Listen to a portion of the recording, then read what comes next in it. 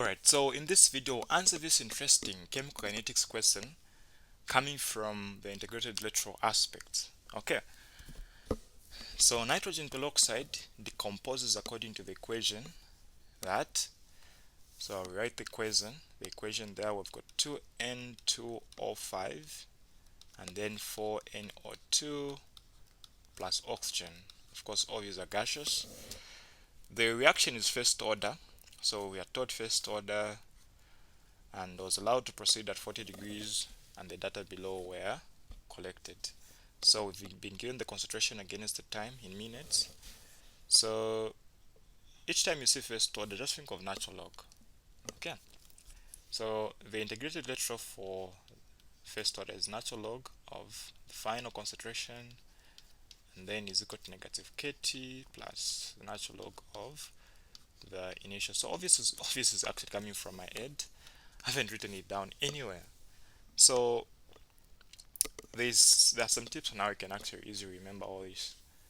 Okay, so the first one is not different. This is for a first order. The zero order, just remove the natural log from this equation, which will be F final is equal to negative kT plus the initial. Now for the second order, just introduce the reciprocals on the concentration, and then the constant is positive kT. Okay, that's why if you try to sketch it, you find that if it's second order, it should come out like this. Okay, so I'm able to create all those mind maps to help us remember. So now in this case, we're trying to focus on the first order. Now, what are we trying to find? The first part of the question says calculate the rate constant. So that implies we're trying to find K. So we can make K the subject of a formula. We have it on the left hand side, and then on the right you're going to have natural log of the initial concentration. If this goes the other side, or you subtract both sides, you're going to end up with minus natural log of the final concentration. Now you understand that if you've done logs, when you're subtracting of the same bases, when subtracting logs of the same bases, it's as good as dividing, right? So natural log of the initial concentration of the final, right? The one that is on the negative part goes down, unless if I'm mistaken here. Okay, so at this point we can also divide by the t, so that will be over t, and then just substitute our data. Okay, so what we have, so we have our k is equal to the natural log of the initial concentration. So now you can choose any that you want to work with. I can decide to work with from 0 to 40 minutes. Okay, so if I choose from 0 to 40 minutes, I have to keep track. The initial was 0.40, and then the final is that 0.209. Okay, and then all this is being divided by the time from 0 to 40. If you subtract, that's just 40 minutes. Okay, so 40 minutes for the time, and then of course the concentration there, you understand that's smaller, right? Okay, so what do we have now? So of course if we divide, they are just going to go away, and then our k now becomes, so grab your calculator there. So I'm grabbing mine, and so we have the natural log of, first of all I can divide 0.400 divided by 0.209.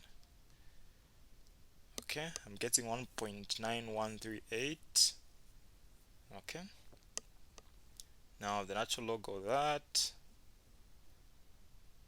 So 0.649130 divided by 40. Okay, so I'm getting something like 0.016228257.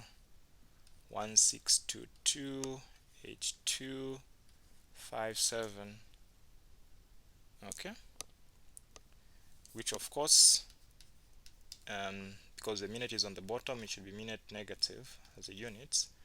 And if we round it off to, if you look at this, we have three significant figures almost everywhere, so 0.0162 would be sufficient minute negative as the units for the constant K for first order reaction.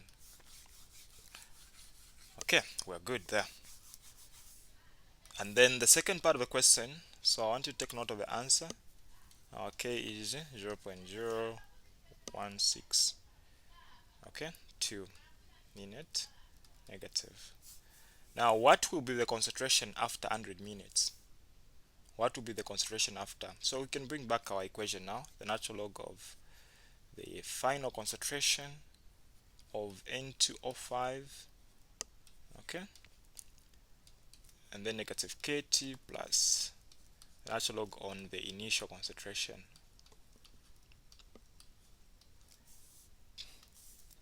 So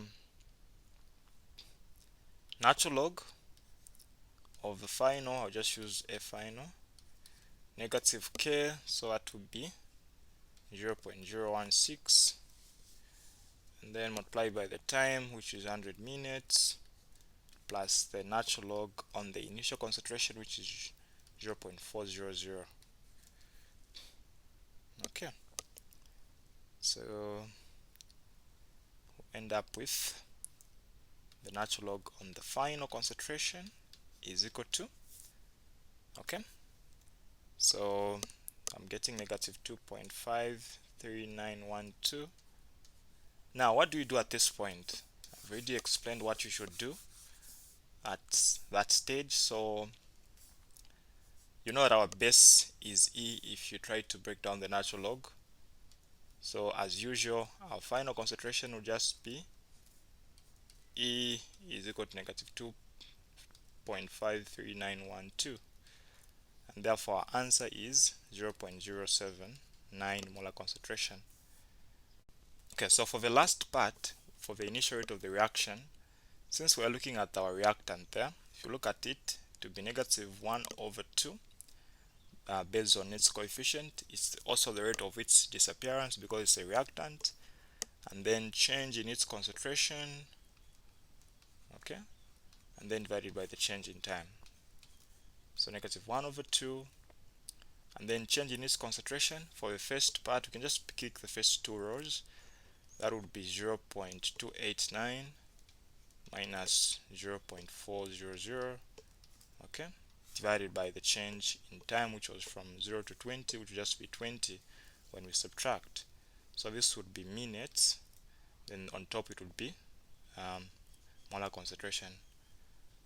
Okay, so this would be negative 1/2 multiplied by 5.55 times 10 to the power negative 3.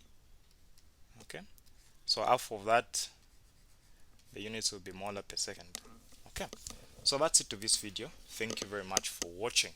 If you want to learn game kinetics in full, use the link in the description below to go to our site.